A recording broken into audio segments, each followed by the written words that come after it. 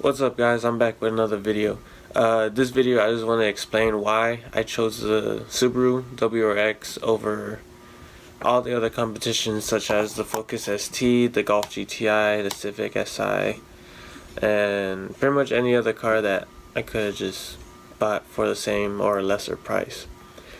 Anyways, the Focus ST starts at $25K, the GTI is $26K, the Civic Si is $24K. Those are all base models, base pricing. Of course, they go up if you get a higher trim or add-ons and all that good stuff. But they could go down, of course, if you negotiate, if you know how to negotiate. I will put out a video on how I negotiate my car. I did get about almost $4,000 off. So, and then after taxes and all that, I paid a little bit less than the sticker price. So I saved a couple thousand. Anyways, to get this video started, I'll tell you the reason why of each one I didn't buy, like the Focus, Golf, Civic, and all that. The Focus ST, to me, that was probably my second choice. The Focus ST, I watched hundreds of reviews on it and they said it was top notch. It was amazing. The driver experience was there, everything was there, technology. But to me, the look of it, yeah, I didn't like it. It wasn't aggressive enough. It looked aggressive. It was nice. Everything looked okay, but to me, it just didn't have that mean face that I wanted. Again, it is a Ford. I don't know. I mean, I've always been an import car person, even though I drive a 2000 Chevy Blazer. But it was my first car. It was cheap. I got it just because I needed a car. But anyways, to me, domestics are I mean, they haven't been good since like the 60s and 70s. Those are the better Mustangs and Camaros, and those are the good domestic cars. I've always been a foreign car guy.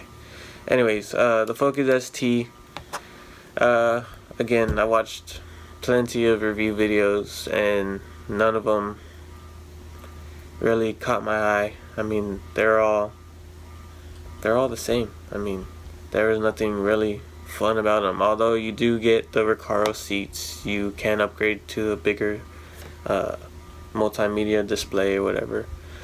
But I don't know, like, I just wasn't feeling it.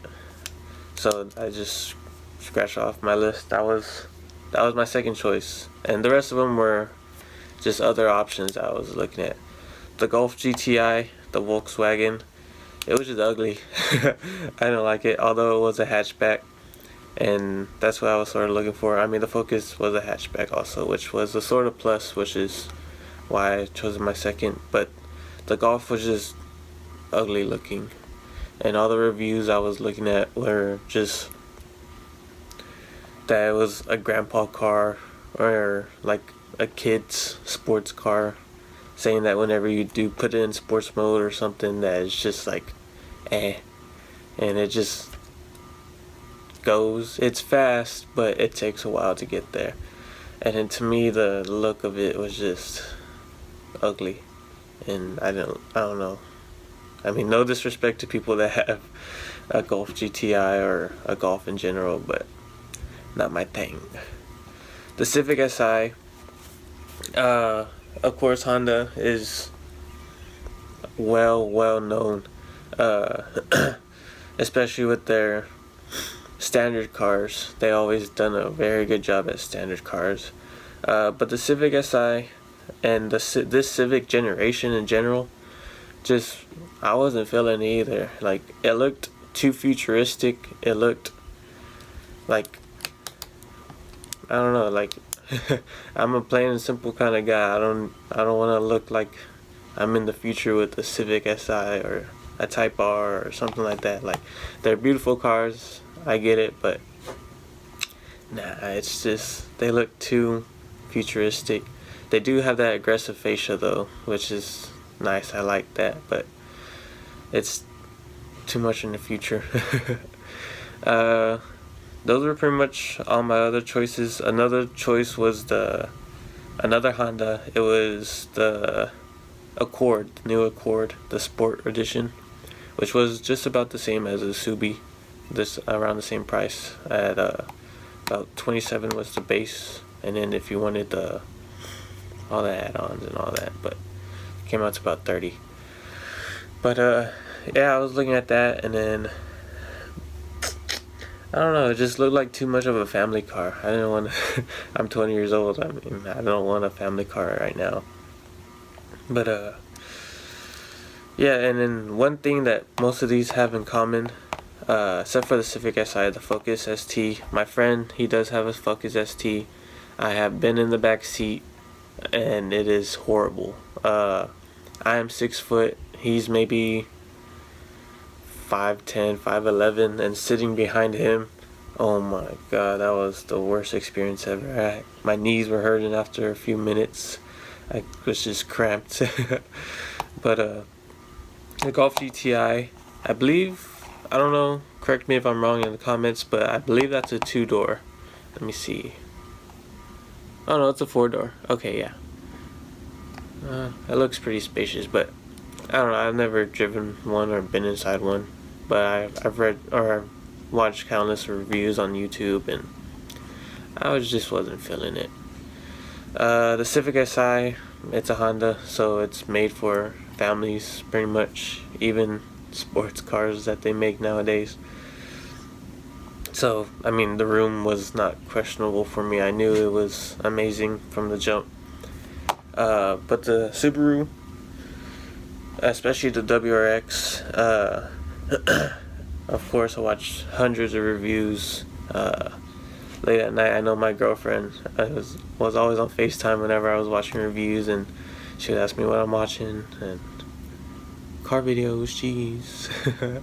Anyways, the Subaru, I think, was my favorite option just because it was more of an old school kind of thing. So the thing that was common about the Civic, the Golf, and the Focus, they were all a lot of assistance. So there was hill assist, all this other assist, the rev matching on, I believe the Focus ST had rev matching. The Civic, I believe, had rev matching. So I didn't want a car to tell me how to drive. So that was one thing I loved about the Subaru. When you're driving, it's more of the experience, and it's all on you. If you mess up on a shift and then you do that little bounce, you're like, all right, well, I messed up somewhere. Let me try and fix it on the next shift or something like that. So it's something that will take time to learn. I've driven stick, not too much. I mean, I don't have a standard car. My car is automatic. Nobody in my family has a standard car, but I've driven stick a couple of times, and I was alright at it. This is going to be my first standard car, so hopefully it lasts me a while. But like I said, the Subaru wasn't as assisted as the other cars. The Subaru does have hill assist. It waits for you for, I believe, a second and a half until it like starts rolling back. And so that's the one thing I liked. So they kept it like easy, or not easy, but like difficult for you to learn, but also the driving experience and the reward after you learn, it was much greater than all the other ones where you just clutch in, shift, and that's it. You don't, the rest of it, the computer does it, the ECU. So my next point is style. I sort of went over that. I mean, I already covered that, so I don't have to do that again. I wrote down some notes. Like I said, the Subi looked the best. It had that mean front fascia, and it was just mean. I liked it. It attracted me for some reason.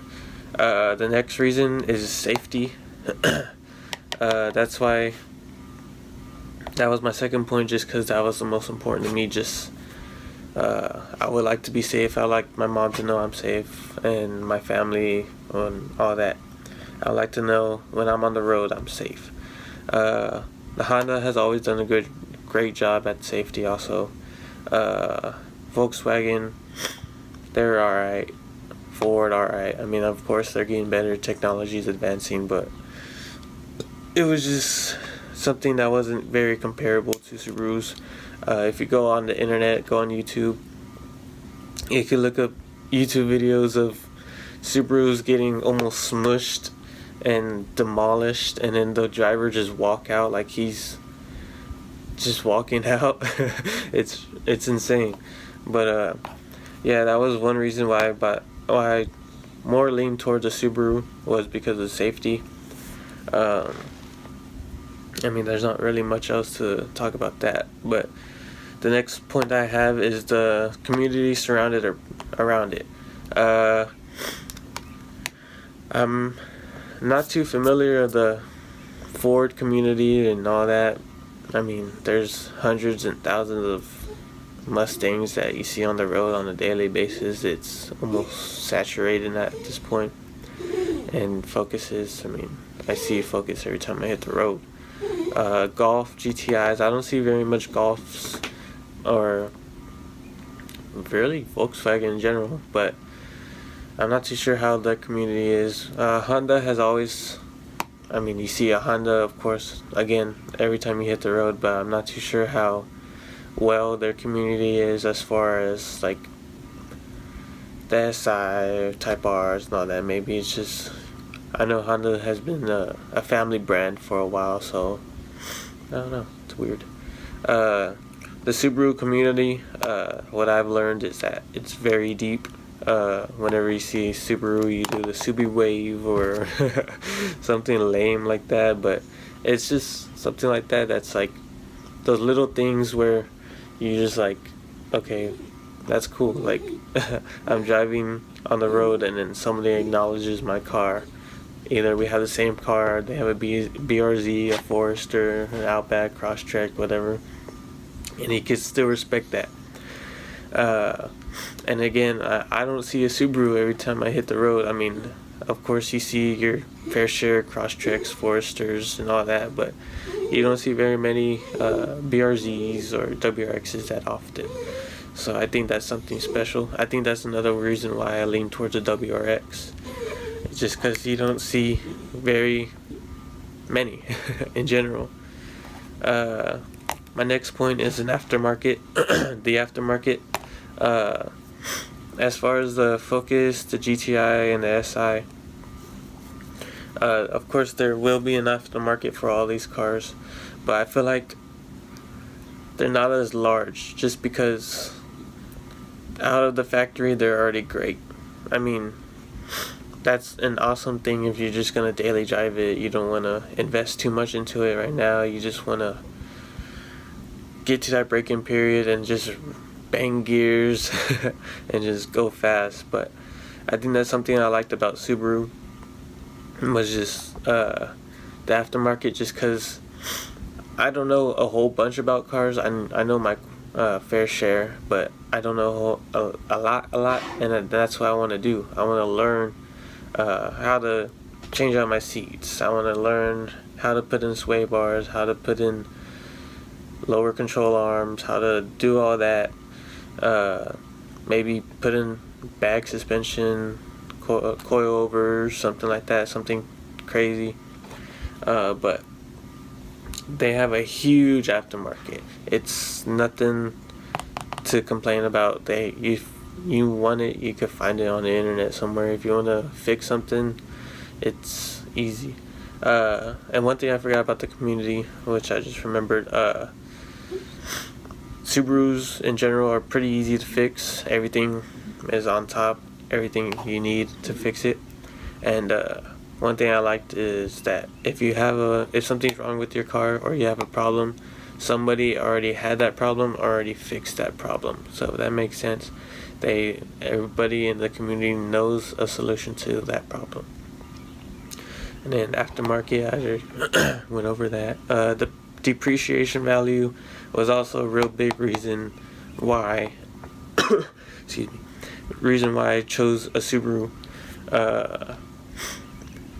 When you drive pretty much all these cars off the lot, they depreciate like that. They do not maintain the value whatsoever, especially the Focus ST. That one probably had the worst depreciation value between any of these, at least the ST, GTR, SI. And then the Subaru, they maintain their value for years and years. So if you do decide to get one, and then you spend all this money, and then you think about, dang, I just spent all this money and I don't like it, or I can't afford this, you could always sell it and almost get all your money back. So that's one thing I liked about it. So those were pretty much all my main reasons why I chose a Subaru WRX, and I don't have it yet. But as soon as this video is uploaded, I'll be either on my way to go get it, or coming back from getting it, or already back home, if that makes sense. So this video's in the past, so I'm older and I'm wiser now. Anyways, that was stupid. But anyways, yeah. Those are my reasons why I chose the Subaru WRX over pretty much any of the competition.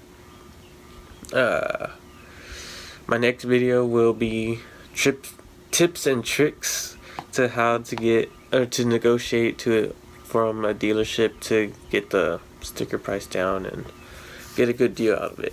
So if you would like to see that, leave a like, comment below, follow me on Twitter. That will probably be the easiest way to contact me if you want more information on anything else. But yeah, I'll catch you guys later.